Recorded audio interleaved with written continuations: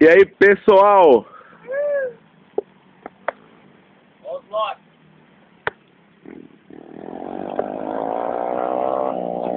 Cuidado. Agora.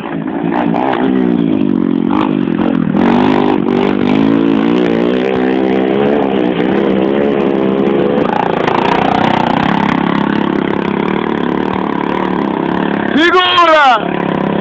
Ih, caralho. Ih, caralho.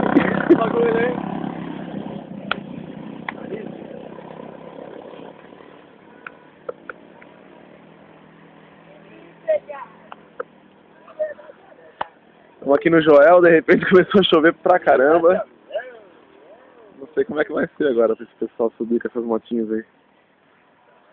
Eu acho que não vai subir essas motinhas aí, aquela azul ali principalmente, aquela ali, ó. A minha, vou te dizer o seguinte, velho. É foda na subida assim porque não tem onde apoiar, não alcança o chão. Eu acho que não vai subir essa azulzinha aí.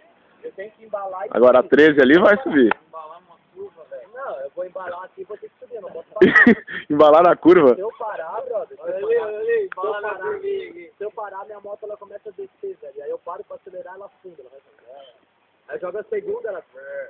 Olha só.